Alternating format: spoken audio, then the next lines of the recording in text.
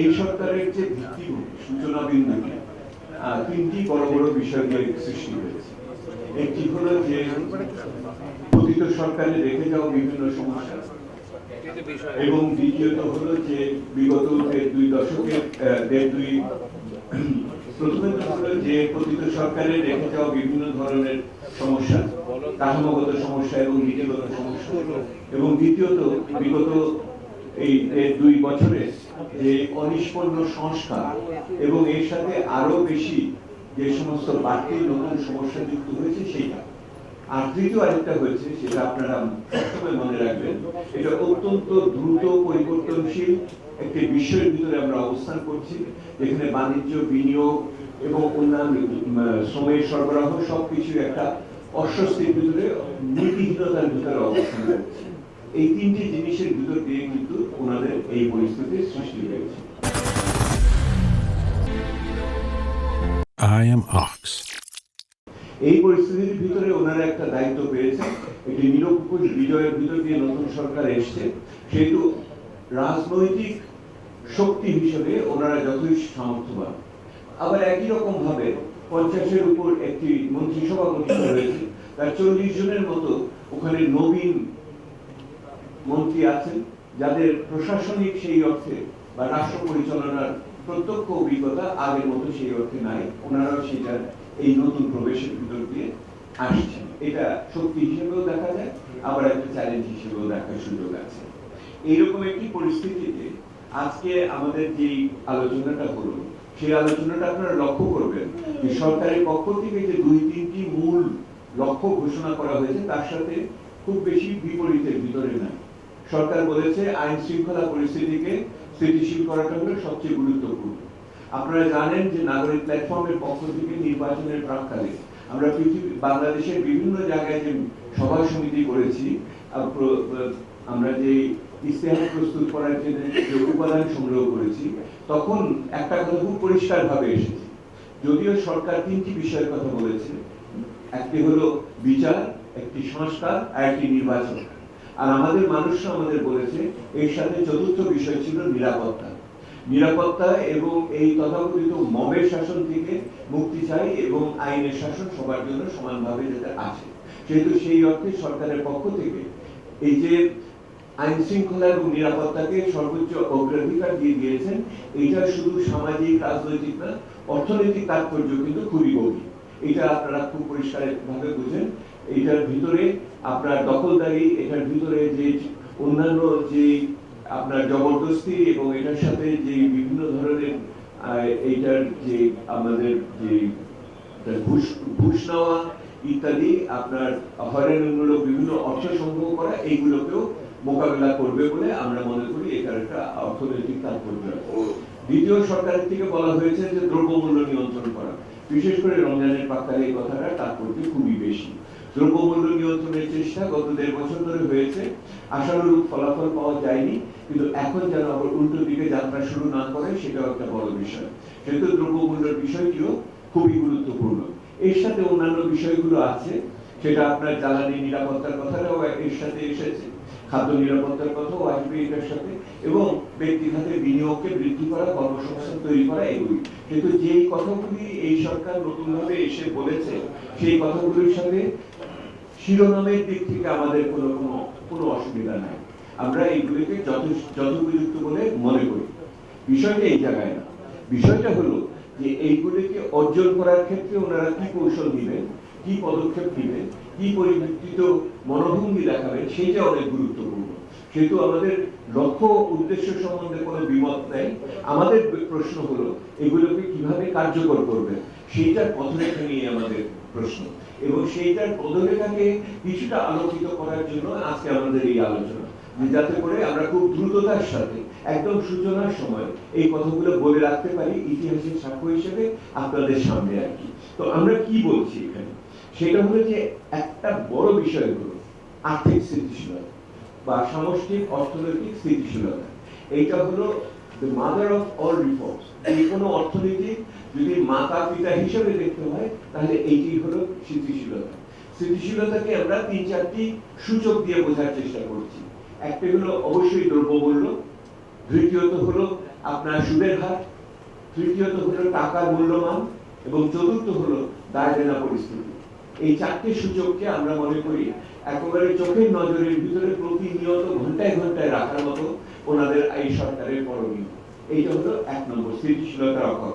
এই স্থিতিশীলতা যদি না আসে, এই স্থিতিশীলতাকে যদি সংহত এবং গভীর করতে আমরা না পারি, তাহলে আমাদের অন্যান্য যে আকাঙ্ক্ষা, সেটা হলো ব্যক্তি খাতের বিনিয়োগ, আমাদের কর্মসংস্থান সৃষ্টি, আমাদের বিদেশ থেকে টাকা পাওয়া, আমাদের বৈদেশিক দায় দেনাকে দেওয়া, এগুলি কোনোগুলি কিন্তু সঠিকভাবে আমরা খাদ্য নিরাপত্তা কোনোটাই আমরা সঠিকভাবে করতে পারবো না। এইটা আমাদের মনের ভিতরে সর্বদা রাখতে হবে যে ওভাররাইডিং সর্বাপেক্ষা গুরুত্বপূর্ণ আমার নীতিগত লক্ষ্য কি? নীতিগত লক্ষ্য হলো সামষ্টিক অর্থনৈতিক স্থিতিশীলতাকে সংহত করা। এই মুহূর্তে এটা দুর্বলতা, এবং এই সংহত করার চিহ্ন হিসেবে আমি 4টি সূচক আপনাদের বললাম: মূল্যস্ফীতি, বিনিময় হার, সুদের হার কমানো, এবং চতুর্থত হলো দায় দেনা পরিস্থিতি দেশে এবং বিদেশে। এই 4টি জিনিস। এখন আপনি যদি আগান, তাহলে এই সরকার তাহলে কিভাবে এটাকে উপলব্ধির ভিতরে আনবে এবং আগামী দিনে এটাকে কার্যকর করবে কিভাবে? আমি বলছি সরকারকে একটু দম নেওয়ার জন্য। আমি বলতে চাই সরকারের যে পরিস্থিতি আমি বললাম, দেশের ভিতরে উত্তরাধিকার সূত্রে পাওয়া, বিদেশের যে পরিস্থিতি, এবং যেই মন্ত্রী পরিষদ উনি গঠন করেছেন, আমার খুবই বিনয়ের সাথে আমি কথাটা বলছি, ওনাদের একটা ট্রানজিশন টিম গঠন করা উচিত, অর্থাৎ একটি উত্তরণকালীন দল তৈরি করা উচিত। যে উত্তরণকালীন ট্রানজিশন টিমের ধারণাটি আমাদের দেশে প্রচলিত না, এটা বিদেশে খুব বড়ভাবে প্রচলিত। যখন এক সরকার থেকে আরেক সরকারে যায়, তখন ওই সরকার কি রেখে যাচ্ছে, কি দিয়ে যাচ্ছে এবং কি চ্যালেঞ্জের মুখোমুখি পড়বে, সেইগুলোকে সেই স্বচ্ছতার সাথে মূল্যায়ন করা। ওই যে আপনারা জিজ্ঞেস করলেন যে গত সরকার কোনো দুর্নীতি করেছে কিনা, তার জন্য কি করতে হবে? আমি মনে করি যে ওই ট্রানজিশন টিম করলে পরে সেই ট্রানজিশন টিম, উত্তরণকালীন দল, যে কাজের ভিতরে প্রাথমিক কাজটা করতে পারে, যে সেইটার ভিত্তিতে অন্যান্য সরকারের রাষ্ট্রযন্ত্র তার ব্যবস্থা নিতে পারে। আমাদের দুর্নীতি দমন কমিশন আছে, ইত্যাদি বিষয় আছে, তারা এই কাজটার ভিতরে যুক্ত হতে পারে। এই ট্রানজিশন টিম পৃথিবীতে তৈরি হয় 2 রকমের মানুষ। এক হলো যে দলের ভিতরে যারা রাজনীতি করেন সেরকম মানুষও থাকে, আবার একই রকম ভাবে এই সমস্ত প্রক্রিয়াকে বোঝেন, নীতির সম্বন্ধে ধারণা থাকে, তারাও থাকে সাধারণভাবে যে সরকারের সাথে যারা সহানুভূতি সম্পন্ন সেই রকম বিশেষজ্ঞরা থাকে। তো এইরকম একটা যদি ওনারা দল তৈরি করতে পারেন এবং এটা দিয়ে যদি এই মূল্যায়নটা করতে পারেন, আমি যেটাকে ইংরেজিতে বলে ফরেনসিক, আপনারা ফরেনসিকের বাংলা পুলিশ যে করে ময়না তদন্ত, থ্যাংক ইউ। তো ওনারা একটা ময়না তদন্ত করে একটা দলিল তৈরি করতে পারে, যেই দলিলটা একটা, এটাকে আমরা বলি যে একটা ব্রিফিং ডকুমেন্ট, অর্থাৎ প্রত্যেকটা মন্ত্রণালয়ের জন্য এই ব্রিফিং ডকুমেন্টটা খুবই গুরুত্বপূর্ণ হবে। তখন এই ব্রিফিং ডকুমেন্টে যেটা তৈরি হয়, সেই ব্রিফিং ডকুমেন্টের ভিতরে এখন 2-3টি বিষয় গুরুত্ব নিয়ে দেখার বিষয় আছে। একটি গুরুত্বপূর্ণ বিষয় অবশ্যই দায় দেনা পরিস্থিতি। দায় দেনা পরিস্থিতি অভ্যন্তরীণ এবং একই রকম বিদেশের বিষয়। একই রকম ভাবে আমি মনে করি এটা আপনাদের মনের ভিতরে থাকবে, সরকারি ক্রয় চুক্তি কি কি করেছে সরকার, যে বিগত সরকার যে সমস্ত ক্রয় চুক্তি করে গেছে, যে প্রকিউরমেন্ট ডিসিশন হয়েছে আপনার সেই ক্যাবিনেট সাব কমিটিতে, সেইগুলোকে আরেকটু ভালো করে পর্যালোচনা করে দেখা যে এই ক্রয় চুক্তির ভিতরে কোনো ব্যত্যয় ঘটেছে কিনা নিয়ম। আর তৃতীয় আরেকটা জিনিস দেখা দরকার, সেটা শুধু ক্রয় চুক্তি না, এই সরকার, বিগত সরকার যাওয়ার আগে বিভিন্ন ধরনের বৈদেশিক চুক্তি করেছে। সেই সমস্ত বৈদেশিক চুক্তি শুধু মার্কিন যুক্তরাষ্ট্রের সাথে হয়নি, শুধুমাত্র আমাদের বন্দর দিয়ে দেওয়ার জন্য হয়নি, আরো অন্যান্য ক্ষেত্রে হয়েছে যেগুলি হয়তো আমরা এখনো অবহিত না। সেহেতু এই সমস্ত বৈদেশিক চুক্তিগুলোকেও আবার পুনর্বিবেচনা করা উচিত, যাতে নতুন সরকারের কাছে এর কি ধরনের দায় দায়িত্ব বর্তায়। যেহেতু আপনি এলডিসি গ্রাজুয়েশনকে আপনি পুনর্মূল্যায়ন করতে রাজি আছেন, তাহলে আপনার ওগুলোকেও তাহলে পুনর্মূল্যায়ন, পুনর্বিবেচনার ভিতরে আপনার নিয়ে আসতে হবে বলে আমি মনে করি। সেহেতু এই ট্রানজিশন টিম যদি এই কাজটা করে যেতে পারে, ওই ফরেনসিক, ওই ময়না তদন্তটা করে যেতে পারে, তাহলে অন্য অনেক কাজ এই সরকারের জন্য আগামী দিনে করণীয়গুলো পরিষ্কার হবে বলে আমি মনে করি। এখন এইটার ভিত্তিতে কি তৈরি হবে? আপনারা তো হোয়াইট পেপার শুনেছেন, আমি আরেকটা শব্দ বলি আপনাদের আছে, সেটা হলো ব্লু বুক তৈরি করা। ব্লু বুক কার তৈরি হয়? ব্লু বুক গাড়িতে থাকে না? পুরোনো গাড়ির কোন যন্ত্রাংশ কিরকম, ওইটা চলবে কি চলবে না, তার ফিটনেস আছে কি নাই, এইটার একটা তৈরি করা হয়। সেহেতু আমি মনে করি ওই ট্রানজিশন টিমের একটা ব্লু বুক তৈরি করতে হবে, এটা বাইরে থেকে করার দরকার নেই। ওই ব্লু বুকটা হলে পরে সরকারের দায়দায়িত্ব পরিস্থিতি এবং দায়িত্ব কি হবে তাৎক্ষণিকভাবে এবং পরবর্তীতে কি হবে এইটা খুব পরিষ্কারভাবে আসবে। ওই ব্লু বুক তৈরি করার মাধ্যমে ওই একটা পুরোনো গাড়িকে সচল রাখার ক্ষেত্রে কি কি করণীয় সেইগুলি পরিষ্কারভাবে ওইখানে আসবে। আপনারা বলবেন যে এটা করতে কিরকম সময় লাগবে? আমি মনে করি 2 থেকে 3 সপ্তাহের ভিতরে এই কাজটা করা উচিত। প্রকৃতভাবে যে অন্যান্য দেশে যেটা হয় সেটা হলো মন্ত্রী পরিষদ গঠন করার আগে এই কাজটা শুরু করে। আমি আশা করি বিএনপির মতো একটি মানে অভিজ্ঞ দল যারা দেশ চালিয়েছে একাধিকবার, তারা নিঃসন্দেহে প্রস্তুতি হিসেবে এই কাজটা হয়তো শুরু করে দিয়েছে, আমি তো জানি না। হয়তো এই কাজটা তারা নির্বাচনে যাওয়ার আগেই করে থাকতে পারে কিছু, সেগুলোকে সমন্বিত করা, একত্রিত করা, এখন নিয়ে আসা, এইটা এখন গুরুত্বপূর্ণ হয়েছে বলে আমি মনে করি। এখন এই জায়গাটার ভিত্তিটা কি হবে? ওনারা যে ফরেনসিক বলেন, যে ব্লু বুক তৈরি করার কথা বলছি, ট্রানজিশন টিমের কথা বলছি, আমি মনে করি যে একটি আইন ওনাদের এই পুরো জিনিসের ভিতরে পথ দেখাতে পারে। সেই আইনটি হলো 2009 সালে, ইংরেজিতে হলো Public Finance and Budget Management Act, Public Finance and Budget Management Act. এটা কি মানে সরকারি আয় ব্যয় ও বাজেট ব্যবস্থাপনা অধ্যাদেশ বা আইন একটা তৈরি হয়েছিল 2009 সালে।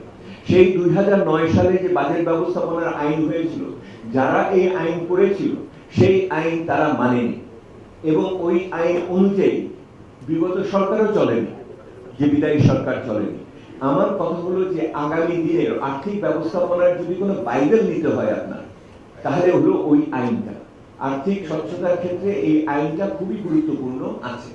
এখন ওইখানে যেটা আমি বলতে চাচ্ছি যে ওখানে কি কি দেখার সুযোগ রয়েছে ওই আইনের অধীনে, যেই আলোচনা আমরা গুলো আজকে করলাম, এই সবগুলোই কিন্তু ওই আইনের ভিতরে আছে। আইনের শাসনের কথা বলেছেন নতুন সরকার, প্রধানমন্ত্রী বলেছেন, নতুন প্রধানমন্ত্রী আমাদের, ওনার আর্থিক ব্যবস্থাপনার আইনের শাসনের জায়গাটা হলো এই বাজেট ব্যবস্থাপনার যে 2009 সালের আইন, যেটাকে কোনো সরকার কোনোদিন সম্মান করেনি, ব্যবস্থা প্রয়োগ করেনি। সেইটার অধীনে কি হবে? সেটার অধীনে আয় ব্যয় স্বচ্ছতা আসবে। আয় ব্যয় কোথায় মাত্রাতিরিক্ত হচ্ছে, ঘাটতি ছেড়ে গেছে কিনা, ঘাটতি অর্থায়ন কিভাবে হয়েছে, ঋণ আমি ঠিক জায়গা থেকে নিয়েছি কি নেই, এবং ঋণ পরিশোধ করার ক্ষেত্রে আমার কোন কোন ক্ষেত্রে আমার উৎপাদনশীল খাতের থেকে অর্থ নিয়ে এসে এখন বিদেশের ঋণ, ঘরের ঋণ, এইগুলি শোধ করতে হবে ইত্যাদি বিষয় ওটার ভিতরে আসবে। আমি আগাই আপনাকে, তাহলে আগামী দিনে কি হবে? আমি যেটা আপনাদের কাছে বলতে চাচ্ছি, আমি এই সরকারকে মনে রাখতে হবে যে তারা ম্যারাথন করতে এসেছে না স্প্রিন্ট করছে। স্প্রিন্ট মানে হলো 100 মিটার দৌড়ে আছে, নাকি তারা 100, হ্যাঁ, তো তারা 26 মাইলের দৌড়ে এসছে, নাকি 100 মিটার স্প্রিন্ট করবে, না 200 মিটার স্প্রিন্ট করবে? যদি স্প্রিন্ট করতে চায় করেন, এইগুলি তাহলে আর ব্লু বুকের দরকার নেই, তাহলে যার মতো করে যা করতে চান করবেন, তাহলে আগে যা ছিল তাই চলবে। আপনি খুব বেশি মানে আপনার ওই দালান কোঠা একই থাকবে, শুধু বড় যে একটু হোয়াইট ওয়াশ করবে। তো হোয়াইট ওয়াশ করে তাও আবার কদিন পরে কিন্তু আবার নোনা ধরে যাবে। আমাদের এইখানে জলবায়ু যেরকম, হিউমিডিটি যেরকম, তাতে আবার কদিন পর নোনা ধরে যাবে। তো ওইটা অভিজ্ঞতা আমাদের আছে। বাংলাদেশের তো বয়স হয়েছে, আমাদেরও তো বয়স হয়েছে, আপনাদেরও বয়স বসে নাই, সেহেতু আপনারা এগুলি সবই দেখে এসেছেন, অভিজ্ঞতার ভিতরে আছে, নতুন কিছু না। কিন্তু আমি মনে করি যে আমাদের এই ক্ষেত্রে নজর দিতে হবে, তাড়াহুড়ো করার আমি বিপক্ষে। এই যে বলা হচ্ছে 180 দিনের কর্ম পরিকল্পনা তৈরি করেন, আমি বলে ধৈর্য ধরতে বলবো। আমি বলবো ধৈর্য ধরেন, এই অর্থ বছরে আর কিছু হবে না, এইটাকে পরিকল্পনা দাঁড় করান, পরবর্তী অর্থ বছরের অর্থায়নের মাধ্যমে মধ্যমেয়াদী পরিকল্পনার অংশ হিসেবে এটাকে দেখতে হবে।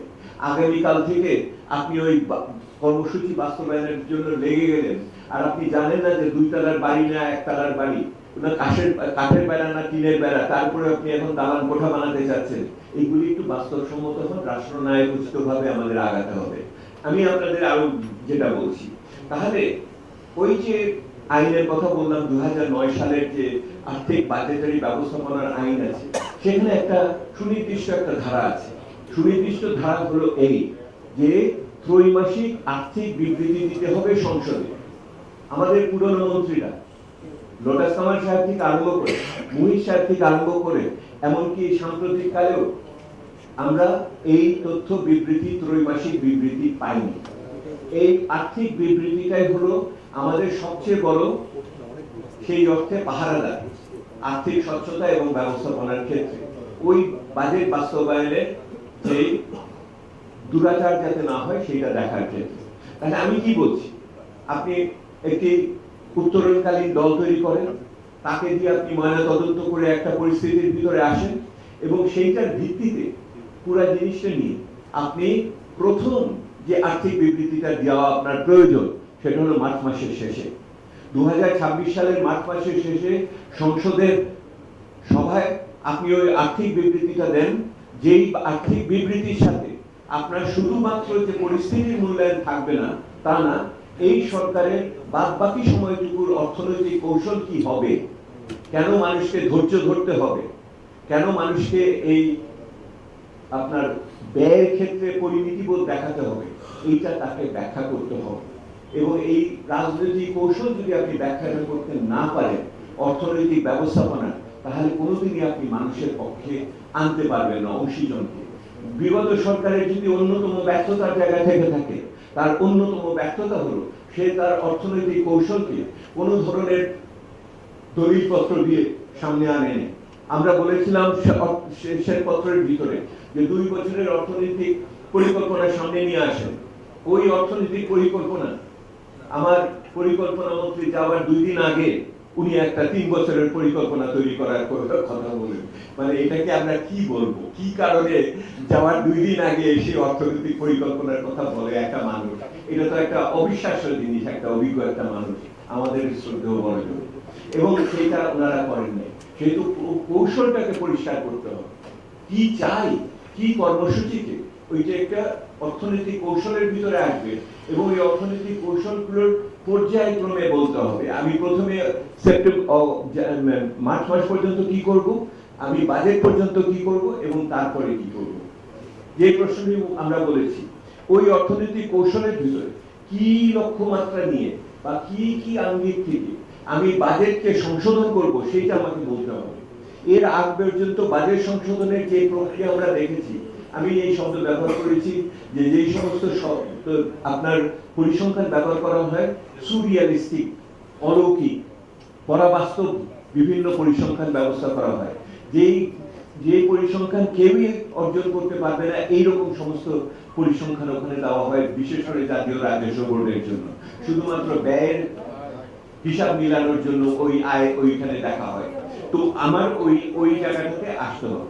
ওইখানে আসার ক্ষেত্রে ওনাদের যে সমস্ত জায়গাগুলোকে আরো পরিষ্কার করতে হবে। একটি জায়গা ব্যাখ্যা করার হয়েছে দায় দায়িত্ব নিয়ে আমরা অনেক আলোচনা করেছি। দ্বিতীয় যে আলোচনাটা আমরা করি না সেটা হলো সরকারের সংযুক্ত ব্যয়, ইংরেজিতে যেটাকে কন্টিনজেন্ট লায়াবিলিটি বলে। সরকারের যে সমস্ত গ্যারান্টি দেওয়া আছে, সরকার যে সমস্ত দায়, নিজের দায় সরকার তার প্রভিডেন্ট ফান্ডে টাকা খরচ করে ফেলেছে অথবা ব্যাংকে গ্যারান্টি দিয়েছে, ওই যে আপনারা অনাদায়ী ঋণের কথা বলেন, ওর ভিতরে তো সরকারেরও অনাদায়ী ঋণ রয়েছে। আপনার জুট মিলের, টেক্সটাইল মিলের ইত্যাদি তো আপনারা অনাদায়ী ঋণ ওর ভিতরে রয়েছে। তাহলে আপনি তাদেরগুলোকে কিভাবে হিসাবের ভিতরে, স্বচ্ছতার ভিতরে নিয়ে আসবেন, এইটার বিষয়। ভর্তুকি এবং প্রণোদনা, এখানে স্বচ্ছতা আনতে হবে। কোথায় কত কাজী, কত টাকা কার কাছে যাচ্ছে, এইটাও পরিষ্কার হতে হবে। প্রণোদনার হিসাব যখন আপনারা করেন, কোন খাতে যাচ্ছে এর সাথে সাথে আপনার দেখতে হবে কে কত পাচ্ছে। আপনাদের মনে রাখতে হবে, লুঙ্গি রপ্তানি করে বেনারসির দাম ধরে প্রণোদনা নিয়েছে এবং সেই রপ্তানিকারকরা, এবং সেটা 70%, 80% একটি মাত্র আপনার একটি গোষ্ঠীর কাছে গেছে। সেহেতু প্রণোদনা মানেই এটার ভিতরে গণতান্ত্রিকতা আছে, এটা মনে করেন। ওই প্রণোদনায় স্বচ্ছতা আনার প্রয়োজন রয়েছে, যাতে সঠিক লোকের কাছে সঠিক পরিমাণ সঠিকভাবে পৌঁছায়, এটার ব্যাপার রয়ে গেছে। সেহেতু সরবরাহ পরিস্থিতি, ওনারা রমজানের মাসে সরবরাহ পরিস্থিতির ব্যাপার হয়েছে। আমাদের তথ্য উপাত্ত বলছে যথেষ্ট পরিমাণে পণ্য, রমজানে যে পণ্যগুলোর চাহিদা থাকে সেগুলি আছে। সেহেতু বাজার সরবরাহ ব্যবস্থাপনাকে ওনারা দেখবেন। যারা বলেছেন, যে নেতারা বলেছেন সিন্ডিকেট ভেঙে দিবেন প্রথম দিন থেকে, আমরা দেখার অপেক্ষায় আছি। ওই সিন্ডিকেটগুলোর যে রাজনৈতিক শক্তি আছে সেটাও তো আমরা জানি, ওই সিন্ডিকেটগুলো অর্থায়ন করেছে কিনা নির্বাচনে সেটাও তো আমরা জানি। সেহেতু কথার কথা আর কাজের কথা অভিজ্ঞ বাঙালি এখন এগুলিকে দেখতে চায়।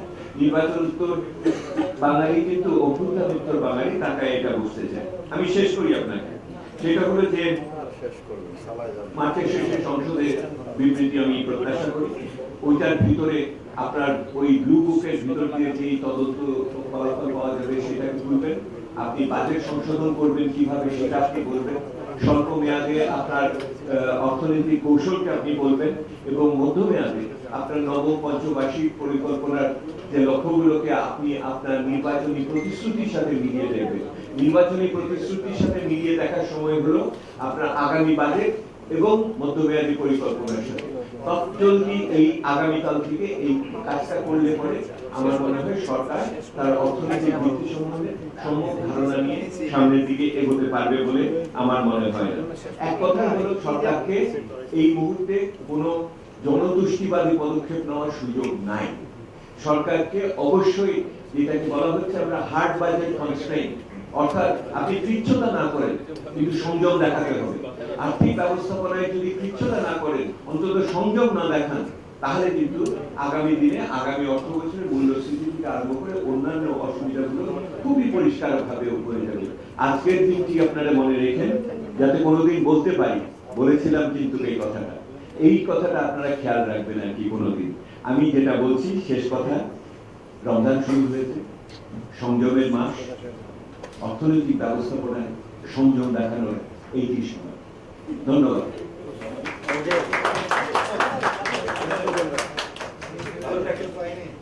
ঠিক আছে।